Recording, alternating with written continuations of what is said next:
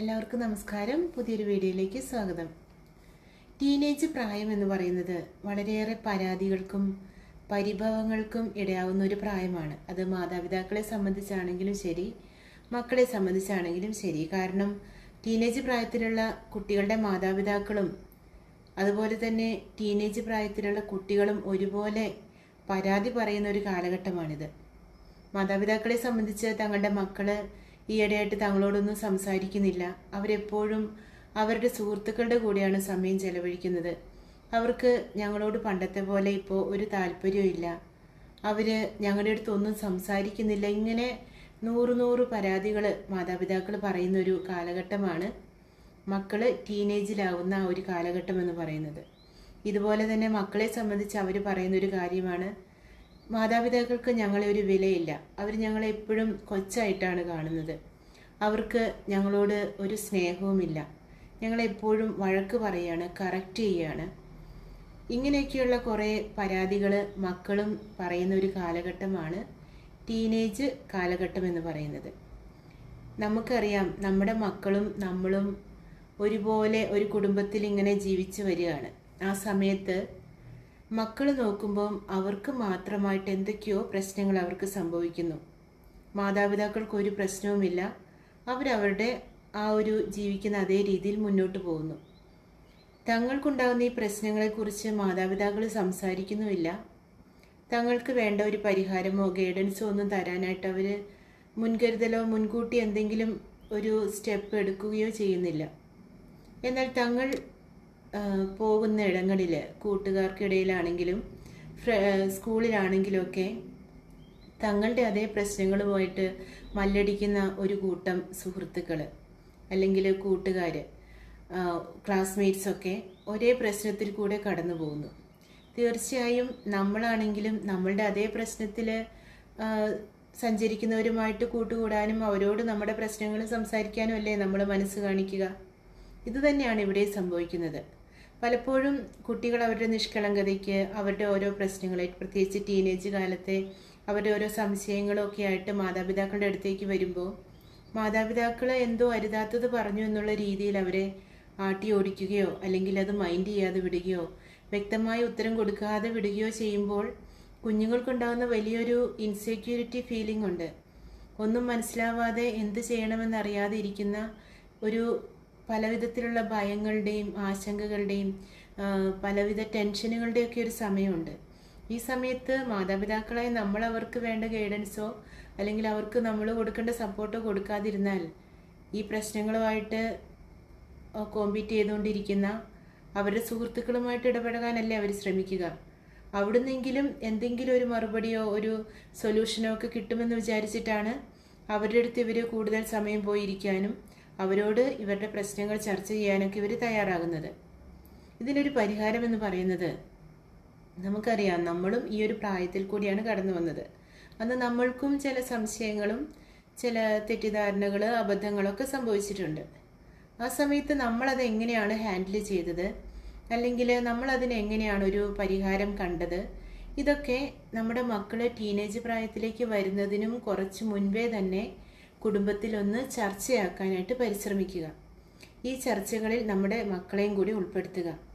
അപ്പോൾ അവർക്കറിയാം, ഞങ്ങൾക്ക് മുമ്പേ ഞങ്ങളുടെ മാതാപിതാക്കൾ ഇത്തരത്തിലുള്ള അവസ്ഥകളിൽ കൂടെ കടന്നു പോയിട്ടുണ്ട്. അതുകൊണ്ട് തന്നെ ഇത് ഞങ്ങളുടെ മാത്രം പ്രശ്നമായി വരുന്ന ഒരു പ്രശ്നമല്ല, പകരം എല്ലാവരും ഇതേ രീതിയിൽ കടന്നു പോകുന്നതാണ് എന്നവർക്ക് ബോധ്യം വരികയും നമ്മൾ അവരോട് ആദ്യമേ നമ്മൾക്കുണ്ടായിരുന്ന അന്നത്തെ അവസ്ഥകളെക്കുറിച്ച് എക്സ്പ്ലെയിൻ ചെയ്യുമ്പോൾ അവർ നമ്മുടെ അടുത്ത് അവരുടെ അവസ്ഥകൾ പറയാൻ ഒരു മടിയും കാണിക്കില്ല. കാരണം അവർക്കറിയാം, ഒരുപക്ഷെ മാതാപിതാക്കളെക്കാളും നന്നായിട്ട് ഞങ്ങൾ ഈ കാര്യങ്ങൾ ഹാൻഡിൽ ചെയ്യുന്നുണ്ട് എന്നുള്ളൊരു ആത്മവിശ്വാസം കൂടി ലഭിക്കാൻ ചിലപ്പോൾ നമ്മൾ ഷെയർ ചെയ്യുന്ന ഈ കാര്യങ്ങൾ വഴി ഇടയാകും. അതുകൊണ്ട് ഇതിനകത്തൊരു ചമ്മലോ ഒരു പ്രശ്നമോ ഒരു നാണക്കേടിൻ്റെ വിഷയമോ ഒന്നുമില്ല എന്നുള്ള വലിയൊരു തിരിച്ചറിവ് കൊടുക്കാൻ സാധിച്ചാൽ തന്നെ ടീനേജ് പ്രായത്തിലുള്ള നമ്മളെ വിട്ടിട്ടുള്ള മക്കളുടെ ഓട്ടം നിൽക്കുകയും അല്ലെങ്കിൽ അതിനൊരു പരിഹാരം കിട്ടുകയും ചെയ്യും. അതിന് പകരം നമ്മളെല്ലാം വളരെ സ്വകാര്യമായിട്ട് എന്തോ സംസാരിക്കാൻ പറ്റാത്ത കാര്യങ്ങളാണ് ഇതെന്നുള്ള രീതിയിൽ ഓരോ കാര്യങ്ങളെ സമീപിച്ചാൽ നമ്മുടെ മക്കൾ പിന്നെ ആരോടാണ് ഇതിനെക്കുറിച്ച് സംസാരിക്കുക. അതുകൊണ്ട് മക്കളായ അവരുടെ ഒരു അവസ്ഥകളിലേക്ക് കടന്നു ചെല്ലാൻ നമ്മുടെ പ്രായം കൊണ്ട് ചിലപ്പോൾ നമുക്ക് അവരുടെ ഒരു അവസ്ഥയിലേക്ക് എത്തിപ്പെടാൻ സാധിച്ചെന്ന് വരില്ല. പക്ഷേ നമ്മുടെ മനസ്സുകൊണ്ട് നമുക്ക് അവരുടെ പ്രായത്തിലേക്ക് എത്താനായിട്ട് ഒരു ബുദ്ധിമുട്ടും ഇല്ല. അതുകൊണ്ട് നമ്മുടെ ഒരു കുട്ടിക്കാലം ഓർത്തെടുക്കാൻ ചിലപ്പോൾ ഈ ഒരു കാലഘട്ടം, മക്കളുടെ ഈ കാലഘട്ടം നമുക്കും കൂടെ ഒരു രസകരമായ ഒരു ഓർമ്മകൾക്കൊക്കെ അവസരം തരികയും കൂടി ചെയ്യും. അതുകൊണ്ട് മാതാപിതാക്കളും മക്കളും കൂടെ ഒന്നിച്ചിരുന്ന് ഈ ടീനേജ് കാലത്തെ ഓരോ പ്രശ്നങ്ങളെക്കുറിച്ചും ഓരോ അവസ്ഥകളെക്കുറിച്ചൊക്കെ ഒന്ന് സംസാരിക്കാനും അത് വളരെ തമാശയായിട്ട് തന്നെ അവതരിപ്പിക്കാനൊക്കെ ഒന്ന് പരിശ്രമിച്ചാൽ നമ്മുടെ കുഞ്ഞുങ്ങൾ അവരുടെ ഓരോ കാര്യങ്ങളും നമ്മളോട് പങ്കിടും എന്നതിൽ ഒരു സംശയവുമില്ല. അതുപോലെ തന്നെ നമ്മുടെ കുഞ്ഞുമക്കൾക്ക് നമ്മൾ ചില പറഞ്ഞു കൊടുക്കേണ്ട കാര്യങ്ങൾ അതാത് സമയത്ത് പറഞ്ഞു കൊടുക്കാനും, അതുപോലെ തന്നെ അവരെ നമ്മൾ വിലമതിക്കുന്നുണ്ടെന്നുള്ള വലിയ ചിന്ത അവർക്കുണ്ടാക്കിയെടുക്കാനും പരിശ്രമിക്കുക. ടീനേജ് പ്രായത്തിലെ ഏറ്റവും വലിയൊരു പ്രശ്നം എന്ന് പറയുന്നത് അവരർഹിക്കുന്ന വില കിട്ടുന്നില്ല എന്നുള്ളതാണ്. അതുകൊണ്ടാണ് പലപ്പോഴും അവർ നമ്മളെ വിട്ടിട്ട് സുഹൃത്തുക്കളെ തേടി പോകുന്നത്, അല്ലെങ്കിൽ വേറെ എവിടെയെങ്കിലും വില കിട്ടുന്ന ഇടങ്ങളിലേക്ക് പോകുന്നത്. പലപ്പോഴും അവർ മുതിർന്നവരായി എന്നറിയിക്കാൻ വേണ്ടിയാണ് ആൺകുട്ടികളൊക്കെ പലപ്പോഴും മദ്യപാനവും പുകവലിയൊക്കെ ഈ ഒരു ടീനേജ് പ്രായത്തിൽ പ്രാക്ടീസ് ചെയ്യാൻ തുടങ്ങുന്നത്. അതിൻ്റെ ഒരു ഉദ്ദേശമെന്ന് പറയുന്നത് ഞങ്ങളും വലിയ കുട്ടികളായി വലിയവരായി, അപ്പോൾ വലിയവർ ചെയ്യുന്ന അല്ലെങ്കിൽ എൻ്റെ അച്ഛനൊക്കെ ചെയ്യുന്ന അതേ കാര്യങ്ങൾ ഞാനും ചെയ്യുന്നു, അതുകൊണ്ട് അതുപോലെ എന്നെയും കണക്കാക്കിക്കൊള്ളുക എന്നുള്ളതിൻ്റെ ഒരു സിംബോളിക്കലി അവർ ചെയ്യുന്ന കാര്യങ്ങളാണ് ഇതൊക്കെ. അതുകൊണ്ട് ആ ഒരു അവസ്ഥയിലേക്ക് അവരെ വിടാതെ പകരം അവർക്ക് നമ്മുടെ കുടുംബത്തിൽ കുറച്ചുകൂടി ഒരു പ്രാധാന്യമുണ്ടെന്ന് തോന്നുന്ന രീതിയിൽ അവരെ മാനിക്കാനായിട്ട് നമുക്ക് പരിശ്രമിക്കാം. അവർക്ക് കുടുംബത്തിൽ കുറച്ചുകൂടി സ്ഥാനം കൊടുക്കാനും അപ്പന്മാർ ചെയ്യുന്ന ചില സാമ്പത്തിക കാര്യങ്ങൾ അല്ലെങ്കിൽ കുടുംബ കാര്യങ്ങളിലൊക്കെ അവരുടെ കൂടി അഭിപ്രായം ചോദിക്കാനും അവരുടെ ആശയങ്ങൾക്കനുസരിച്ച് സാഹചര്യങ്ങളെ ഒന്ന് മാനേജ് ചെയ്യാനൊക്കെ നമ്മൾ പരിശ്രമിക്കുന്നുണ്ട്.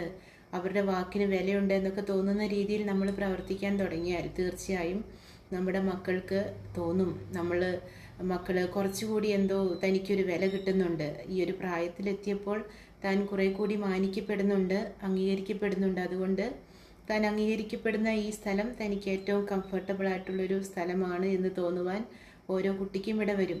പെൺകുട്ടികളാണെങ്കിൽ തീർച്ചയായും അമ്മമാരെടുക്കുന്ന പോലെ ചില ഉത്തരവാദിത്തങ്ങളൊക്കെ ഏറ്റെടുത്ത് ചെയ്യാനായിട്ട് അവരെയും പരിശീലിപ്പിക്കുക.